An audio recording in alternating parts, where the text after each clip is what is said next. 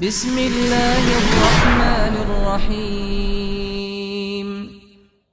Assalamualaikum warahmatullahi wabarakatuh.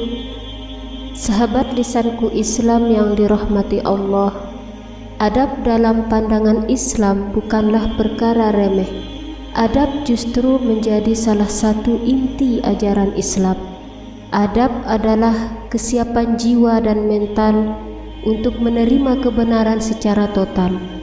Manakala hal ini tidak ada pada diri seseorang, maka tidak ada sedikit pun kebaikan pada diri orang tersebut. Begitu juga dengan sholat tahajud. Tahajud adalah sarana untuk menyiapkan diri meraih kemenangan.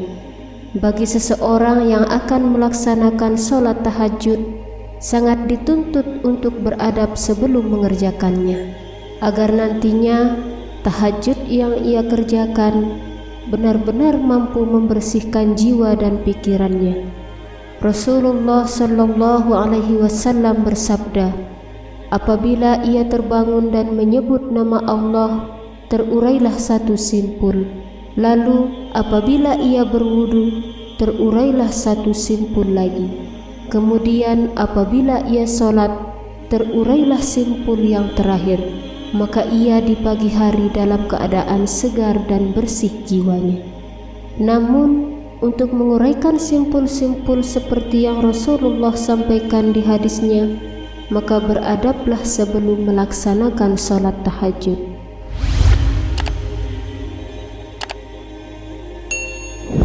Yang pertama, berniat mengerjakan tahajud sebelum tidur. Rasulullah Shallallahu Alaihi Wasallam bersabda, barang siapa yang mendatangi tempat tidurnya dan ia berniat untuk bangun sholat malam, lalu kedua matanya mengalahkannya hingga subuh, maka dicatatlah apa yang telah ia niatkan, dan tidurnya menjadi sedekah baginya dari Rabb-Nya. Berniat mengerjakan tahajud sebelum tidur merupakan adab yang paling utama. Jikapun nantinya tidak terbangun saat tahajud, maka sudah mendapatkan pahala tahajud. Yang kedua, mengusap wajah sambil berzikir. Rasulullah Shallallahu Alaihi Wasallam bersabda, barang siapa yang bangun di malam hari, lalu ia mengucapkan zikir, jika ia berdoa, maka akan diterima dan dikabulkan doanya. Pada saat bangun dari tidur, disunnahkan mengusap wajah sambil berzikir, La ilaha illallah wahdahu la syarikalah, lahul mulku wa lahul hamd, wa huwa ala kulli syai'in qadir. Subhanallahi walhamdulillahi wa la ilaha illallah wallahu akbar. Wala hawla wala quwwata illa billahil aliyyil azim. Lalu bersiwak atau menggosok gigi. Setelah itu memandang ke langit sambil berdoa, Bismillahirrahmanirrahim. La ilaha illa anta, subhanaka astaghfiruka li dhanbi wa as'aluka rahmatak. Allahumma zidni ilma wa la tuzigh qalbi ba'da idh hadaitani wa hab li min ladunka rahmah innaka antal wahhab.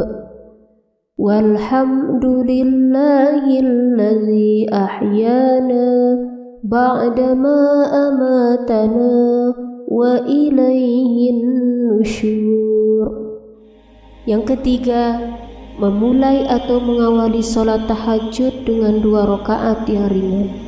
Rasulullah Shallallahu Alaihi Wasallam bersabda, apabila seorang di antara kalian bangun dari tidur untuk melaksanakan sholat malam, maka bukalah sholatnya itu dengan 2 rakaat yang diringankan. Yang keempat, jangan melaksanakan sholat dalam keadaan mata masih sangat mengantuk berat. Rasulullah Shallallahu Alaihi Wasallam berkata, Apabila seorang di antara kalian melaksanakan sholat, lalu bacaannya menjadi tidak jelas, bahkan tidak sadar dengan apa yang diucapkan, maka tidurlah sampai rasa kantuk itu hilang.